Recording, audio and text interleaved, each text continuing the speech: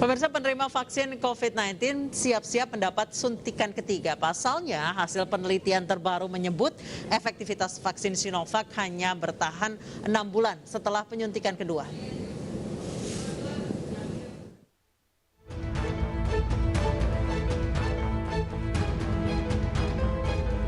Bahan baku vaksin Sinovac terus berdatangan ke Indonesia. Pemerintah telah menyiapkan anggaran vaksinasi 47 triliun rupiah untuk memerangi virus corona di tanah air.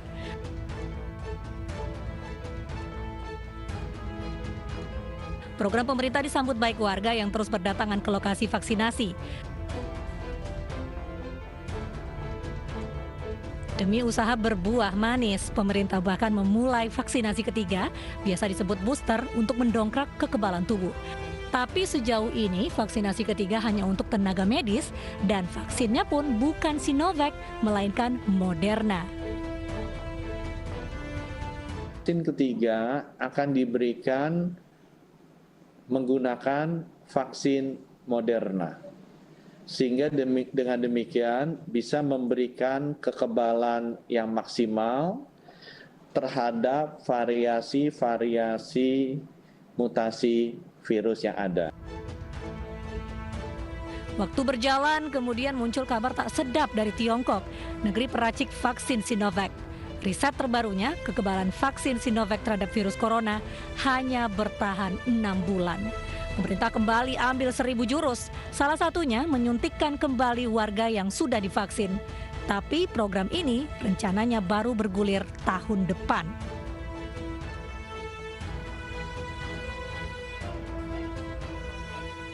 Pertanyaan muncul, apakah dengan hanya ampuh 6 bulan, pemerintah tetap melanjutkan pembelian vaksin Sinovac?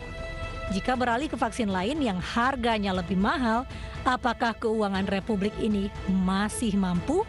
Jangan sampai hasrat kuat masyarakat divaksin terkendala minimnya alokasi anggaran pengadaan ramuan medis penjinak virus corona. Pemirsa, apa langkah pemerintah setelah temuan riset vaksin Sinovac yang ternyata hanya bertahan 6 bulan setelah penyuntikan dosis kedua untuk melawan virus corona? Kita akan membahasnya bersama epidemiolog dari Griffith University Australia, Diki Budiman. Selamat malam waktu Jakarta, Pak Diki. Malam waktu Australia. Baik, Pak Diki, sejauh ini sudah perlukah jab ketiga atau suntikan ketiga? Ya, untuk kondisi Indonesia kita harus sadari bahwa adanya keterbatasan vaksin. Jadi kalau bicara suntikan ketiga ini tentu harus melihat dari sisi ketersediaan. Selain secara pertimbangan secara umum sebetulnya tidak perlu semuanya langsung harus diberi suntikan ketiga ya. Karena apa? Karena bicara bahwa betul ya, bahkan sebelum hasil riset itu keluar, saya sudah sampaikan ini di bulan Juni ya, hasil analisa saya bahwa melihat fakta di lapangan sebagian besar dari yang terinfeksi ya, sudah divaksinasi penuh Sinovac itu terjadi setelah 6 bulan kurang lebih. Sehingga saat itu saya membuat analisa dan hipotesa bahwa memang kemungkinan besar Sinovac ini menurun fungsi proteksinya ya, proteksinya setelah 6 bulan. Nah, pada sebagian dari penerimanya. Ini yang terlihat dari tenaga kesehatan yang sebagian terinfeksi maupun ada sebagian kecil sekali yang wafat, ya gugur. Nah, atas dasar itulah makanya saya salah satu yang mengusulkan pada pemerintah untuk memberikan booster pada tenaga kesehatan. Ya, booster karena apa? Karena booster ini sekali lagi perlu sekali untuk kelompok yang rawan dari sisi pekerjaan, ya dalam hal ini tenaga kesehatan ataupun sebagian dari pekerja pelayan publik dan rawan dari sisi kondisi tubuh. Ini selanjutnya kondisi tubuh itu apa ya, lansia, ya juga yang memiliki komorbid atau faktor risiko lainnya. Jadi itu yang akhirnya saya sampaikan di awal-awal Juni ya. Dan belakangan ya memang riset itu membuktikan seperti itu ya, tidak aneh lah sebetulnya. Baik, Pak. Namun ya Pak Diki, sejauh ini Indonesia dan Thailand sebenarnya memang sudah sepakat untuk memberikan booster, tapi dengan vaksin jenis lain, yaitu Moderna dan juga Pfizer. Harganya jauh lebih mahal, tapi memang apakah booster harus merek lain seperti mungkin yang lebih ampuh Moderna dan Pfizer, atau bisakah boosternya ini Sinovac lagi? Sebetulnya idealnya adalah booster yang sama. Ya. Jadi dari riset itu pun yang dikatakan 6 bulan dia menurun, ya, terjadi. Jadi di bawah threshold yang ditetapkan WHO sebagai penurunan itu.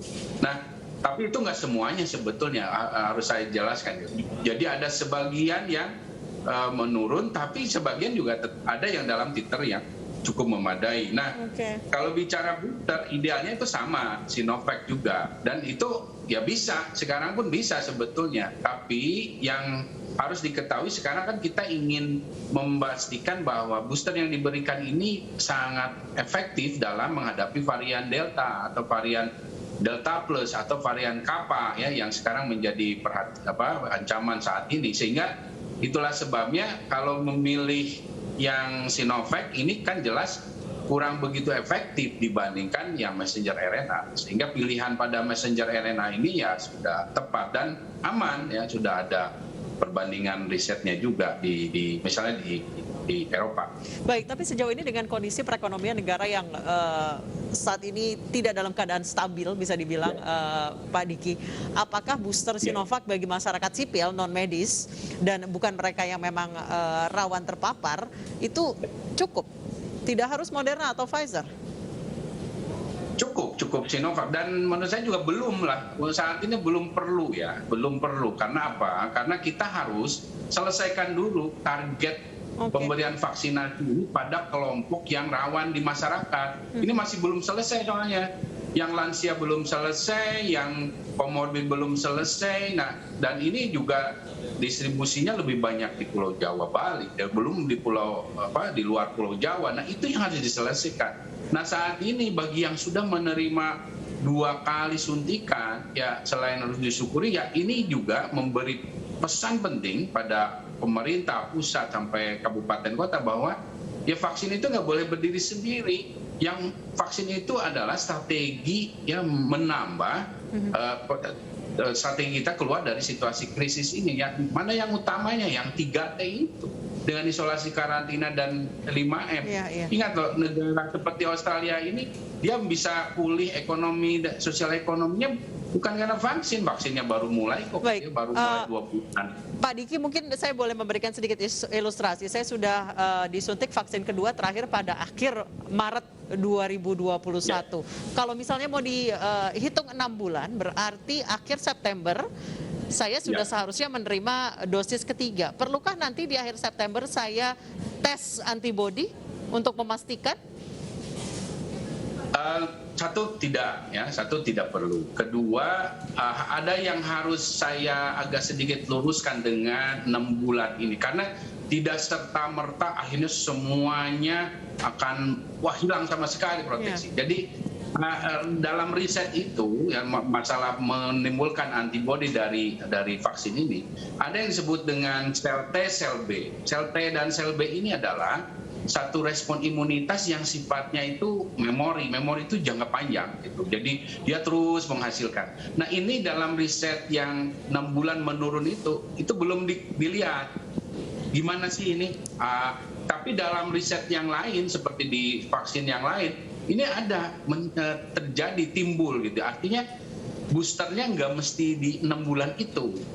Jadi ada hipotesa bahwa sebetulnya pada sebagian besar ini masih bisa sampai 1 tahun hipotesanya. Nah, ini yang kita masih harus tunggu, termasuk yang untuk Sinovac ini.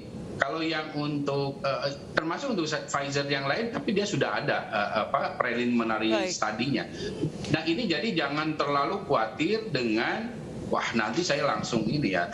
Bahkan itulah sebabnya sekali lagi ya 3T ini menjadi penting ya dengan 5M-nya. Karena yang penting memang 3M ini ya. Dan protokol kesehatan ya. Baik, terima kasih. Terima kasih Pak Diki Budiman, epidemiolog dari Griffith University Australia, telah bergabung bersama kami di iNewsroom. Pemirsa, seorang pelajar SMP ditemukan tewas berlumuran darah di dalam rumah. Jangan kemana-mana, kami akan hadirkan informasinya usai jeda.